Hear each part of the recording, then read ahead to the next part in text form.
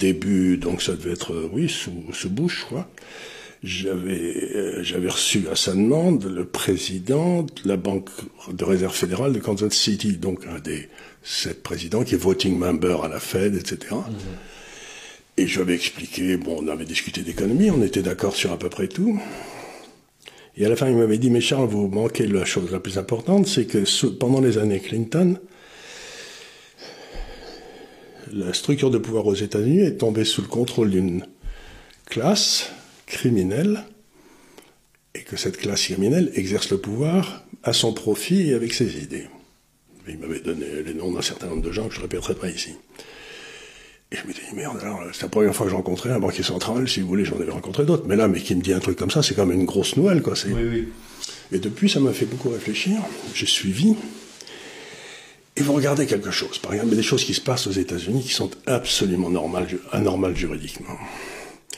Le président Trump est élu, oui, à la stupéfaction générale. Bon. Le lendemain, il y a une enquête qui est diligentée sur le président nouvellement élu pour vérifier qu'il a eu des contacts avec la Russie qui en ferait un espion des Russes.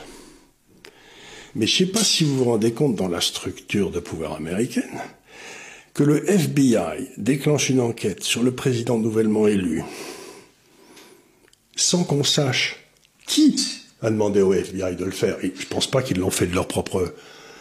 Vous voyez ce que je veux dire? C'est-à-dire, mais qui a donné l'ordre au FBI de commencer une enquête sur le président nouvellement élu?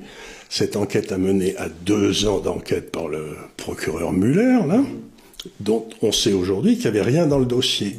Voilà, il y a un rapport de 1000 pages. 1000 pages. Non seulement on sait qu'il n'y avait rien dans le dossier, mais on sait que le FBI savait dès le départ qu'il n'y avait rien dans le dossier, parce qu'on a tous les documents aussi.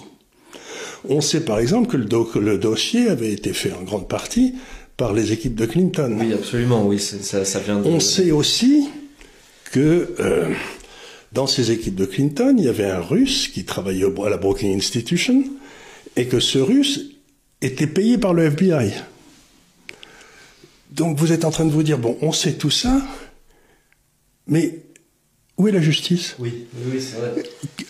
C'est-à-dire qu'on ne peut pas s'empêcher de penser que le ministère de la Justice aux États-Unis est tombé sous le contrôle de cette classe et que, quoi qu'il fasse, il ne leur arrivera jamais rien. Mais Trump, qui a été battu depuis, dans des conditions que certains trouvent douteuses, Trump qui a été battu, de l'autre côté, lui, il a 70 procès aux fesses, faits par le même ministère de la Justice, pour essayer de le casser, parce que ça coûte cher les procès aux États-Unis, hein. Donc vous êtes là, vous vous dites, mais dans quel monde vit-on?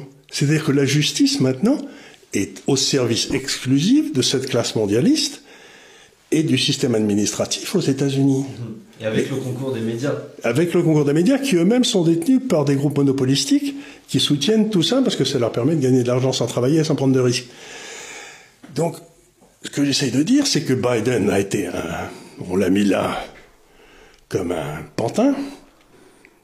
Il est tout à fait évident aujourd'hui qu'il est complètement incapable de prendre des décisions ou même de réfléchir ou de... Bon, de temps en temps, on lui fait une piqûre, il est capable de faire un discours de 5 minutes et encore.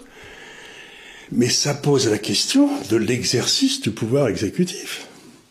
Qui exerce le pouvoir aux États-Unis et au nom de quoi?